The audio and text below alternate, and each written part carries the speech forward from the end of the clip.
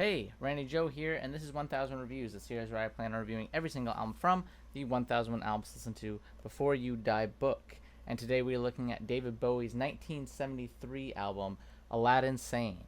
Aladdin Sane was released underneath the RCA label, produced by David Bowie and Ken Scott, with art direction from Duffy Design Concepts and Nationality UK. Has a running time of 40 minutes and 47 seconds. Now, admittedly, I am a huge David Bowie fan, and I even have a tattoo and the shirt, and therefore there is a bit of bias. However, I would like to start off by saying that as far as David Bowie albums go, Aladdin Sane is not at the top of my favorites. However, it is still a very strong album. I've obviously heard this before, so this is not necessarily a first reaction. However, this will be a re-reaction, as it's been a while since I've really listened to this thing front to back.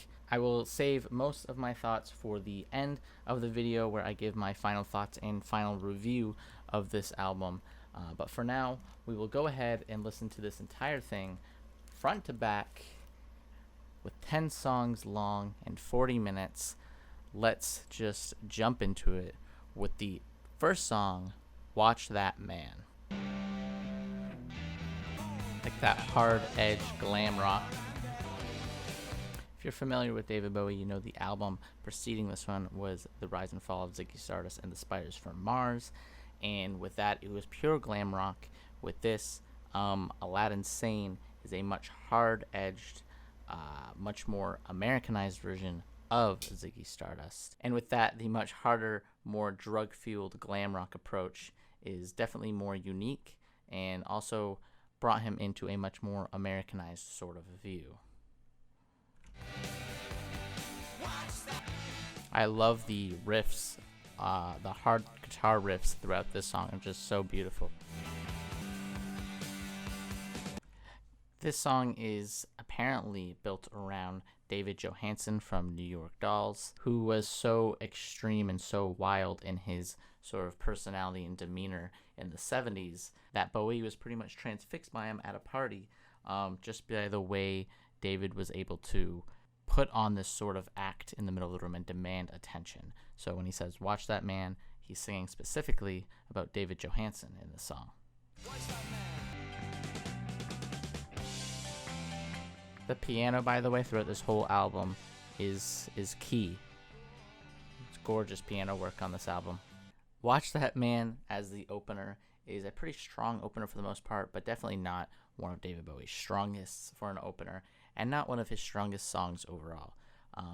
Again, I like it quite a bit. The hard-edged guitar riffs are quite gorgeous to the ear. The piano work from Mike Garson, I definitely want to take note of throughout the whole album, is absolutely brilliant.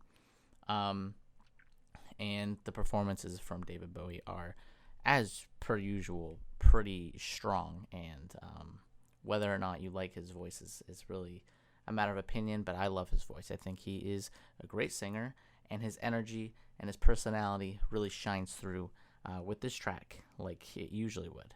That all being said, not the highlight of the album, but a pretty decent way to just open this thing up. I give it an 8 out of 10.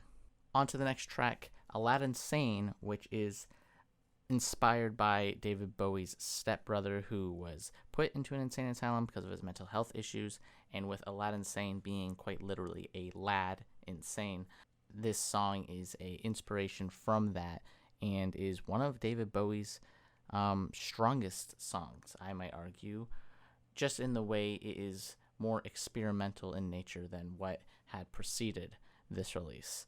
So the title track, Aladdin Sane, let's just jump right into it. I want you to take special note of the piano.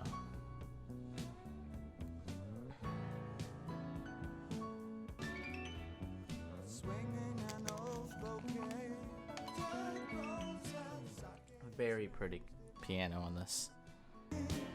This is also an anti-war track, where Bowie is essentially saying that you'd have to be insane to want to take part in war.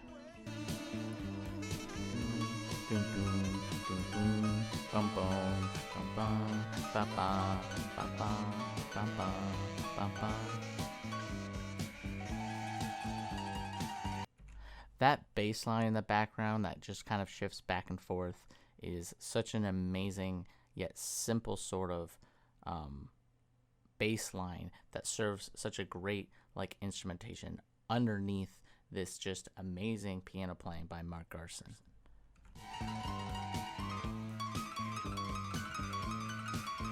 That bass line, so simple. That piano, however, not so simple. Frantic. Kind of works with the theme of the song, right? The insanity of it all.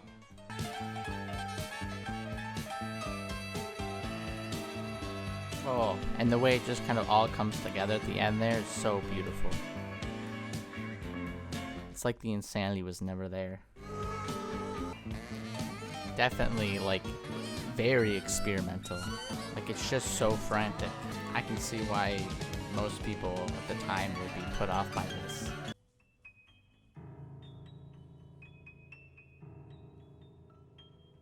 Becomes menacing at the end. Ready? Almost there? There it is. What an amazing song. Brilliant, very forward thinking, wild, frantic, intense, simple backdrop while the overlaying instrumentation very like just over the top and impossible to predict. Maybe Bowie at his more eccentric side. I'd give that one a 10. I think this song is brilliant. It's a great title track. It is really one of the key moments in this album. Fantastic song through and through. 10 out of 10. On to the third track, Drive-In Saturday. Just want to note that Aladdin Sane's not my favorite, though. There is one song I think that beats it easily. The doo-wop style coming in strong on this one. I also like Bowie's voice a lot on this track. Like many Bowie tracks, this song is very sci-fi with its focus of it being set in the year 2033, where the very idea of people making love and having sex has seemed to have sort of fallen out with society. People don't really understand it, and so they are watching porn flicks at a drive-in to sort of relearn how to make love. It's ridiculous, but this is the kind of sci-fi Bowie experimentation you can pretty much expect with quite a bit of his work, where it's quite out there, but it is still interesting enough that one would be able to create a decent bit of art out of it. I mean, look at the whole Ziggy Stardust thing in general. That whole concept is just balls to the wall insanity, but it still works. And this song continues that in a great doo-wop fashion. It's beautiful. The chorus on this song. I love the chorus. Here we go.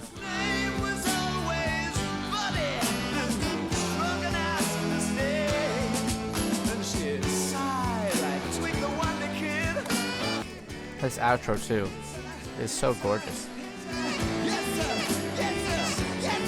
The backup vocals, Bowie just riding into the track there.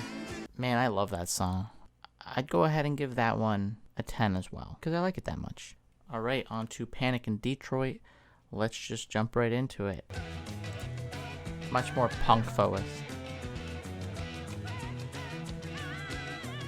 The wailing backup vocals are so nice. Bowie self-harmonizing on this one. Much more edgy sort of track for an already edgy album. Bum bum bum bum bum bum bum bum bum bum bum bum bum bum bum. Admittedly, this is not my favorite track on the album. Again, like I said, not my favorite. The more punk aspect, I guess, is a nice twist. I do like when Bowie goes more punk focused, but I think he did that on his next album better than this. But still, this is a pretty hard-edged track, but what we could pretty much have come to expect at this point. I would give this one a 7 out of 10. Let's go into the next track, Cracked Actor, which, like a lot of Bowie songs at the time, was about an artist struggling to maintain success and sort of slowly going into irrelevancy, something that Bowie was ever fearful of. which is why he reinvented himself so many times, successfully. Because I just want your sense. Crack, baby, crack. Show me a real. Smack, baby, smack. It's the original. Suck, baby, suck. You're not your back of me. Oh, yeah.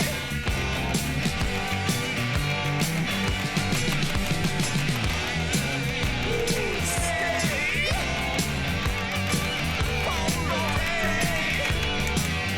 Such a short and sweet song, but I love how direct it is. It's like the most rough song so far.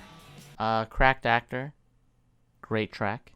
Short, sweet, direct, but very intense with its delivery, and I really like just the punchiness of that one. One of the catchiest ones, too, I would say. It's an underrated track, but still... I'd give that one an 8.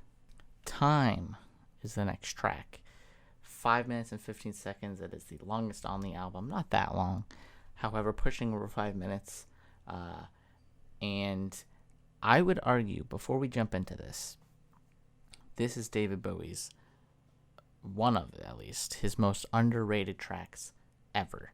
It is brilliant, and I don't know why it doesn't get as much attention as it deserves, but the poetics of this is really what makes it stand out, in my opinion. And just the overall sort of theatrical approach is maybe Bowie pushing theatrics in a single song to its furthest, or at least as much as he did on Ziggy Stardust.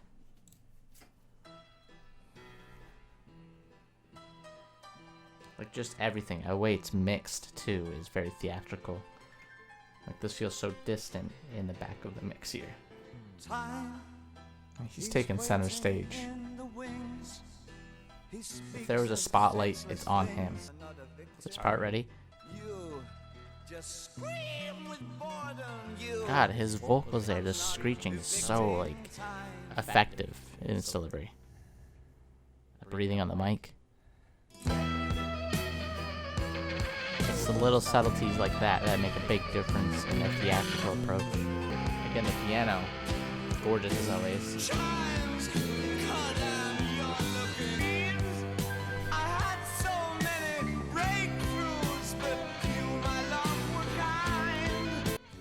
It's such an epic track and scale. I don't know why it doesn't get more attention and praise.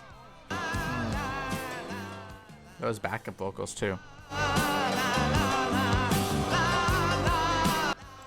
Mike Garson and Mick Ronson are like a power duo on this track. Ronson on the guitar, Garson on the piano.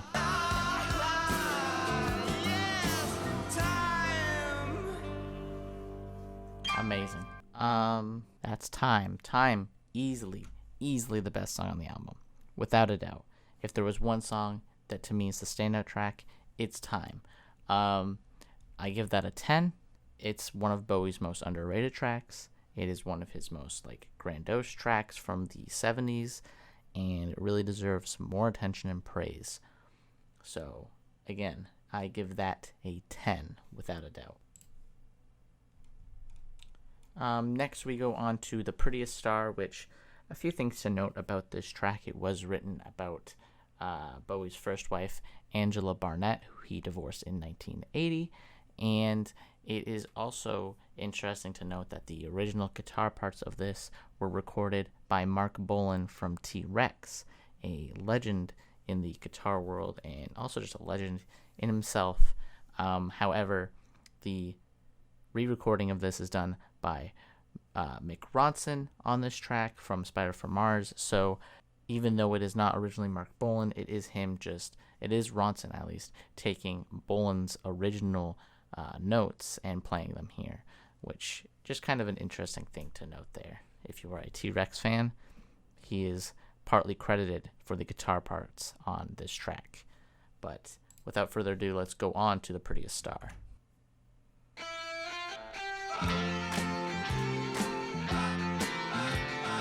Again, the doo-wop style is kind of still there, but that guitar, that's all Bolan, baby. I will say I don't think Bowie's performance is as strong on this track. The saxophone is nice though, which is probably Bowie. I don't know, Brian Wilshot and Ken Ford on mud sax. Bowie is typically a sax player, but okay. Took a back seat for this one, I guess. Like that guitar.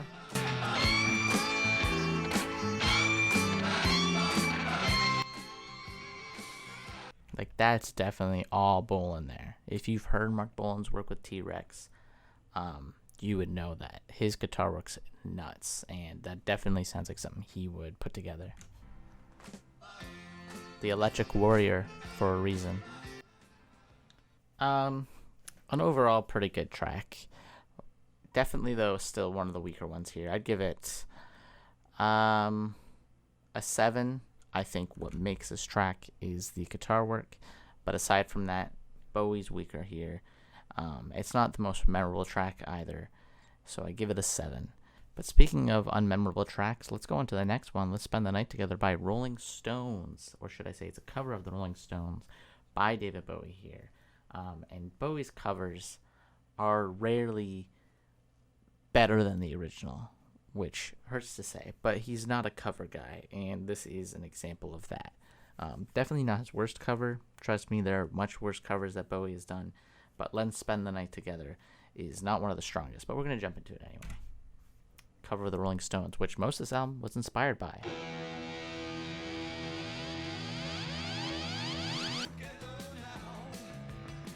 Like, it's more bland than a lot of what's on this album, so Our kind of love was no fun, but our I like this part. from above. Do it. Let's make love.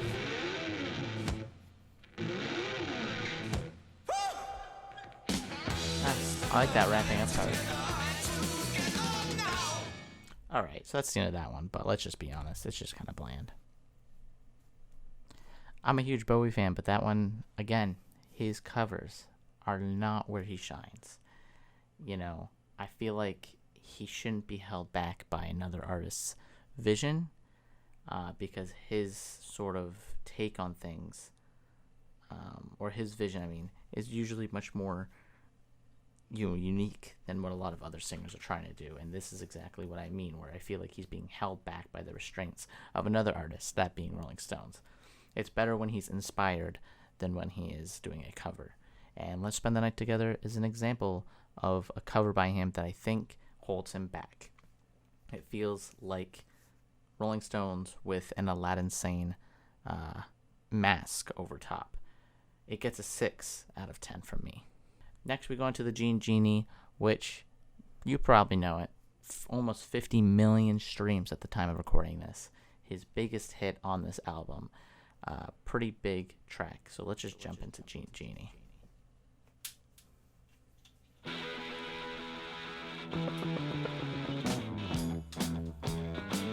That punchiness is really what drives a lot of this track. Keep in mind this track is inspired heavily by Iggy Pop. You know, it's written about Iggy Pop being so extreme. Bowie never shied away from admiring his peers. All coming together. And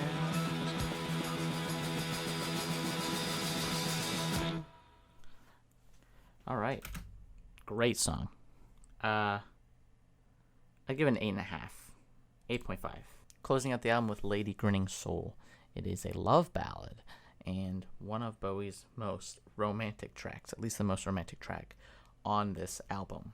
So let's give it a go. Mike Garson on piano. Again, being a highlight here. Like those shimmering piano notes are so pretty, dreamlike, dream-esque, sweet, gentle. And Bowie's voice hushed, filtered.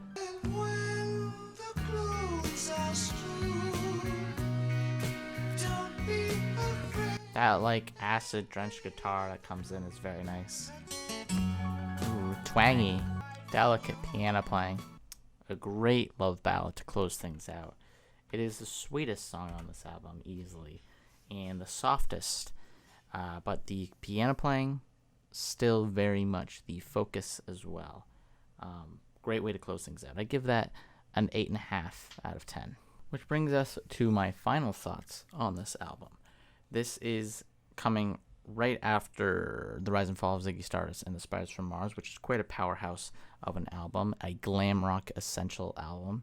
And this is continuing the glam rock format in a hard-edged, coke-addicted, drug-fueled American sort of version of that. Is it as good as Ziggy Stardust? No.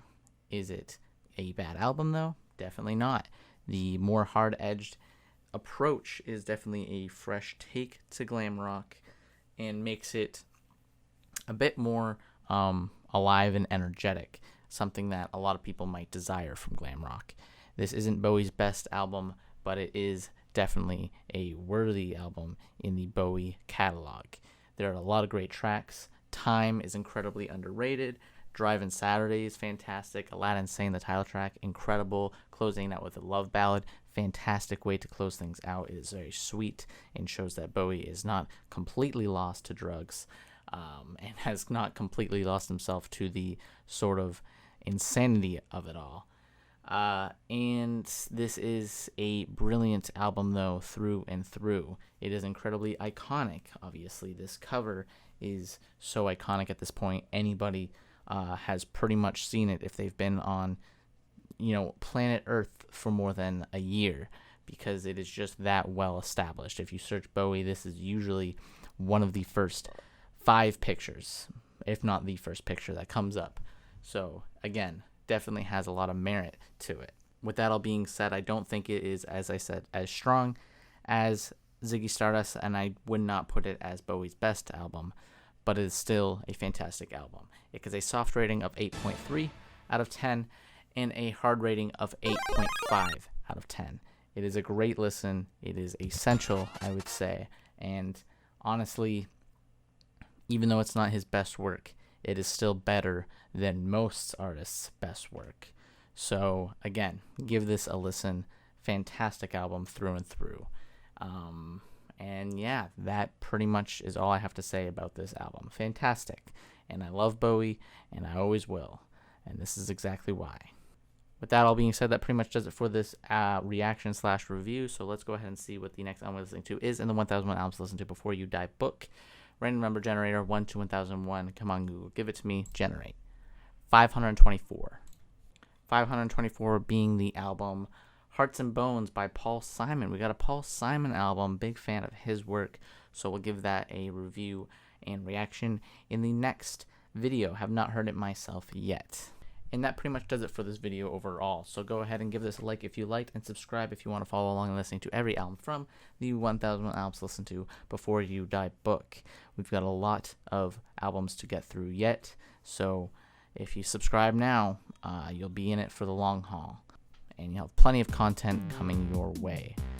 That pretty much does it for this video, and as always, my name is Randy Joe, and I'm signing off.